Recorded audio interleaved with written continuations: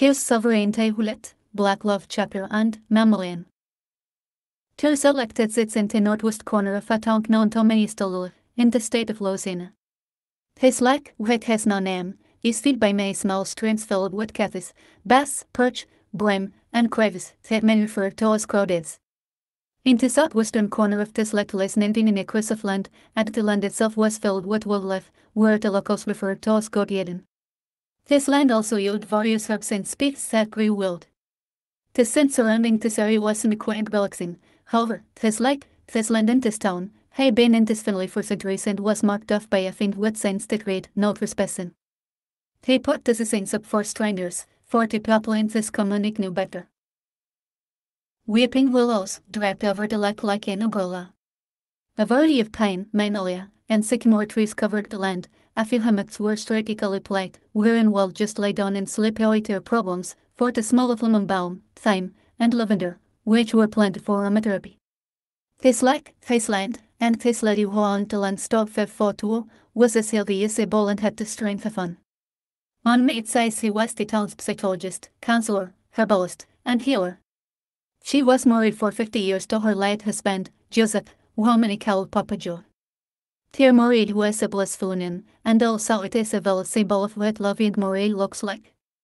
They bore 13 children, all of whom were intelligent and wise. She had the courage of 10 men and wisdom unknown to any nearby. She lived alone now, but was never lonely. People would come from miles to listen to her knowledge, and she had who many enjoyed. Before his untimely death, just like his wife, Papa Joe enjoyed helping people. He took two abandoned buildings and their property and renovated them to do just that. Papa Joe built their home in front of two abandoned buildings. These abandoned buildings were installed centuries ago. One elementary, where he made half of it into a community center and the other half a vegetable and herb garden for his wife, and ribbon till he stole stocked out the left side of their home. The high school had two large doors, which were placed on the south side of the building, where he kept refrigerated equipment for the mates. Solar panels were mounted on the roofs of all the buildings. The high school's second floor was a processing facility for butchering and curing the mates. On the north side of the building were plenty of cows, goats, and an enormous fish tank, one cow only imagine, and located around the building were plenty of fowls, turkeys, ducks, and chickens. Reed Elementary also had a few fowls here and there, but it was mostly used for herbs, fruits, and vegetables. There were also infused oils, essential oils, and homemade soap. They also had a second story for homeless people who helped around the place. The couple enjoyed testing and educating Ethiopians and special needs individuals who lived within the area until Papa Joe's death. Shortly after, their children left home to start a family of their own. The same lady started feeding and making hip clothing for many of the needy people in the area. Many of those whom she helped would come and help her with these facilities, as enough appreciation for the unwavering generosity she had shown of him. She always had more help than needed, but never rejected their support. This lake, this land, and this property belonged to Hoya, Whitman's eldest, little sister, both of whom called her Emmeline. Being a descendant of Wade Beer, Seto, Cal tracked her lineage as far back as the birth of him, the first man, and she was proud of that. They spoke 8 different languages, including sign language. Emmeline was a spiritual one who talked us about regularly and was often visited by Liz, Yale, and Chica. She had a gift that allowed her to be emotionally linked to individuals. They knew it and loved her for her compassion. She would help people whether sick knew you or not. Just the thought of someone being in distress before that time it was even practiced. May say Emmeline will be there knocking in your door with food, clothing, or whatever was needed, and then some. Anything. About Emmeline, she didn't play when it came to Papa trying to take advantage of her and hers. If you didn't know her, it will have been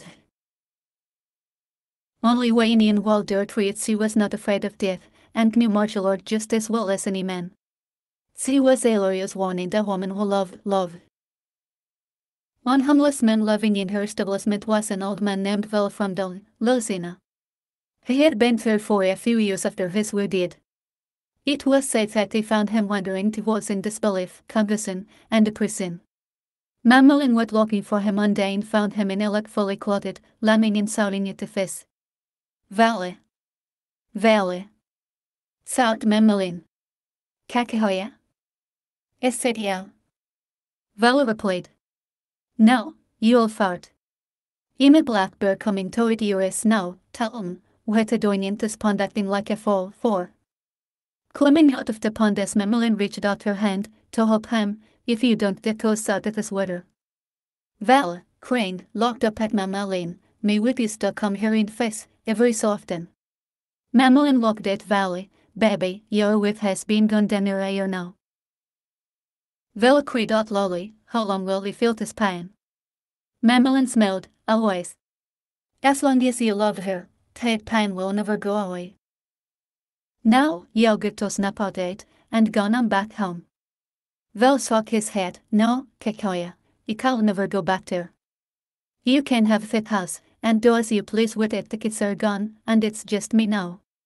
Memmelin felt his pain, well, he just finished making some extra rooms, or to wait elementary, you can stay there, until you are ready. You can't stay here in the woods like yours is John the Baptist. Come on here, Cassie, you smell like two skunks, during mating season.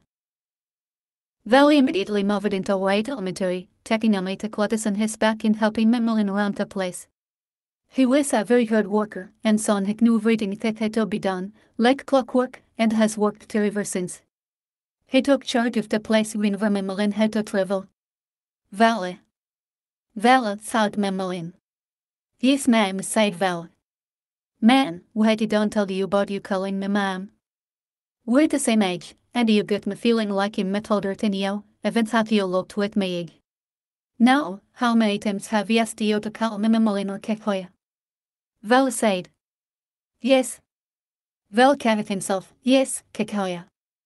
You needed something. Memmelin said, have some men go fetch my grandson, kiss, and tell his mother you need him for a few days. We got to go to Lake Providence later. Val said, yes, ma'am. She looked at Valley, if you keep yes, ma'aming me. Me and you gonna figure it with you, yes. Val smiled, well, what I'll do you need for your trip. You'll get some of the help to pack up your room for ya. Memmelin said. Yeah, damn. Ugh. You don't need some stuff whipped up, you're always a step ahead of me, old man. You need. Scratching her head, he'll give me about 6 dozen eggs, a case of chicken, 2 cases of fish, and half a cow, butchered up nice and pretty like. Grind me a vegetable case filled with okra, tomatoes, onions, and things like that here. She shook her head and said to herself, that's I'll do it. Val walked off and told the female what she needed, and they was it off by this time, Cus was 14, and had less than a month, before he turned 15. He was a bright, as well as a handsome young man. His locks were in his shoulders, he had read it over 40 times, and he would often visit his grandmother. During this time, a minor conflict was brewing up between the Whales and Teenickitas over the Mississippi Bridge. Teenickitas were trained to charge over Hatal to cross it. Simul had gathered up 5,000 Whales and had been gone for months, occasionally returning for a day or two. Kirsch was walking up to Memmelin's house. Hey, yeah. Where are you walking for? Did he not say to make haste? I'm trained to get to Lake Providence before Christmas, and it's May. If you don't hurry your ass up. Yeah, got everybody waiting in the US. Memmelin shouted. Kiss started running. Yes, ma'am. Looking at Valley while pointing at Kiss, you'll see. He can't call me ma'am. Your oldest can't. Valley smiled, yes, ma'am. Memmelin landed and quickly frowned, hey ho. Email. Not curious thought on if this day, keep playing with me, just keep playing with me. By that time, Cus had jumped into the wagon and she thought that the 6 was pulling her wagon. Get up. What's the matter, baby? Cus looked up at her. Ain't nothing wrong, Memmelin. She stared at him. Do you know who you're talking to? Cus smiled because Memmelin had a gift. At times, no one enjoyed being around her because she felt her emotions as her own, and she knew when you were lame. So, if you didn't want her to know something, you simply just didn't go around her. However, if it had well at work, she will come looking for you and tell you how she felt your presence, whether it was happy or sad. Signal it, yes, Memmelin, Cus said. He passed, Who is this jewel? Say interrupted him, ik knew it.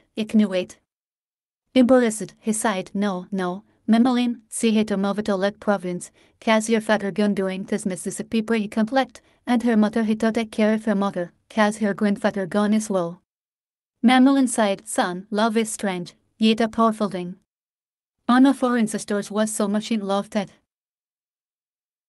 why before nearly 35 years to marry the love of his life, at the Republic of 55. He had their only child, Justin. Memmeline. So he was still embarrassed, and left it at that. 30 minutes had passed, and they were heading north out the bed on a waste samst. Memmeline and Cuss had a trivia game if they played when they were tighter from time to time, and they loved how well they played her favorite game. Where was just chatter? Memmeline asked, Cuss sighed. The Caribbean leader of the First and Second Carib War. Memmeline shook her head, and made a funny look, wet ears. Cuss shook his head, and she sabat matusilsazeting, and she sabat matuzet. Memmeline sighed, wrong. And she sabat matuzet Cuss sighed, by an ear. Memmeline sighed. Almost doesn't count. Cuss sighed. Ach, tupak seker. Memmeline quickly sighed, born, lesen pers crux, on June Asra, and she zete metusava and did September Asra, and she zete metuzet, also known by his stay names Hulet Pekin McKevil. He had several family members of the Black Panthers, Middle Shaker, his stepfather, Asset Seker, his stepaunt. Billy Droland was his biological father, and Definish Shaker was his mother, born at Faye Williams, January Asr, and she zete metuarba tel May Hulet. She was also an American activist. Cuss smiled, goodness, gracious. That's not even the question, Memmeline. You just talk oft. Question is, what album was Hulet of America's most wanted on? Memmeline sighed, Ali Sunman, and she zet a metuzet anasidist. Then she said while she was second yes that she was singing and dancing. And nothing but against her party. They both started learning. They played the game for a while, and then Cuss talked about his grandfather. This thing they are doing in Mississippi is getting worse. I think they are trying to start a war or something. Memmeline turned and said to Cuss, "Sell us all right. You see him and your father learning and joking around with some of his friends. They are going into West City of the break now. He's going to be all right. Sabot got him covered, and besides, it's not his time, not him some. Anyways, Sal is a matey man round here and when it comes to fighting, he can hold his own. Everyone within Samuel's fetch is enlightened. Hell, you hear tell that you good skills too. But it's Sal doings, he's teaching you everything he knows because you have to join the military for 2 years. That military for everyone. It always amazes Cuss that Memmeline's just turned to her. Thanks, Memmeline. Pops and Daddy have been teasing me ever since he can remember. You just missed him. Shaking her head, no problem, baby. What is how me and my family came here, Memmeline explained. We were sent here because of a boxing. Cuss interrupted, a boxing? Ben had never finished his story. Memmeline looked at Cuss. Where did he stop? Cuss looked up as he talked to himself, and had a look of confusion. Well, they were heading to Tucson and, hold on, Memmeline. A boxing wasn't born yet. You don't think he was even a child when all this happened? Memmeline interrupted. Now, child, you don't really know many of the details about how they get here. You know about when they get here. You see, you love stories of love, and those are things you remember the best. Cuss got excited. Tell none of your stories. Memmeline shook her head, but it was more of a say-off. Release, well, it's a long story, and I'll tell you when we get back so I can relax and explain everything, but I can tell you a short love story, Ted. Why's finna tell you when we were back there, but you got all embarrassed about your little girlfriend. Cuss began blushing as she continued. This is a story of how our boy and almost did make it. It's because of that word called love, me and you were here today. Memmeline gave Cuss the reins. You get to put something on my stomach first. Here, you take this for a minute while he fixes some teeth. Yes, Henry. Cuss replied, yes ma'am, se grabs a loaf of hummed honey wheat bread, some tongue, celery, and add some mayonnaise, looks like some Indian but is made up. Well, that man is Adam slob, can't clean up nothing, and act like he can't put up nothing either. Wait is a few steps to put this in the easy box. If this may don't go any bad. Mammalian looked at the jar careful, but it still looks good, I think. Adding a small amount of mustard and she whips him up some sandwiches. Let Mammalian tell you of a beautiful love story. Every knew Mammalian loved. Tell stories of love and determination. It was part of her gift, and she enjoyed it so platt the condiments and some is intended cosatona. This sandwich saying, this is based off a true story. It actually happened. Rubbing her hands with her fingers. Where do I start? Well, about 1200 years ago, or so it was, back in 1922, when a genie, our ancestor, most people knew him as Desengia, when his firstborn son was born, named Justin. Yasi, our descendant, in which our bloodline flows, had the same name as his brother after he did it at when his Kafseklasal and me, back in a time when marriage was a complicated thing for people of color. Slavery had ended about 120 years or so. Jim Crow laws were still in effect, but hidden. Women were given education, and men, well, not so much. There was a great division, but this was all tied up plan by the majority, and they started separating us without us knowing it. The women became the breadwinners. And men will again, they were being rejected for not being the providers of the household. A well thought out plan, if you must say so, myself. Or men were being effeminate and intercalate with lengthy sentences, while our women became masculine and were allowed to advance globally. The government created a way between the two. Some, back then, no one saw anything coming regarding the mid-games and manipulated to a people, until it was too late. They called the few who saw it, and spoke up while it was happening, conspiracy theorists. Mammalian stopped the wagon, while she said as the horse came to a complete stop. Looking at Kush, in any other country in this world, people can go back centuries in their genealogy, and you can't shame them for having blonde hair and blue eyes, but tease stuff like that, too. Serious? Yes, in these other countries, their genealogy was written in little books by their families and government, their birth, children, and marriages. You might have had a relative or two who were no good, but you still had a sense of pride about your family. What? But not her. The same is for everything, for having dark skin, woolly hair, or being essy. But they stole our culture, and made it theirs. Giddy up.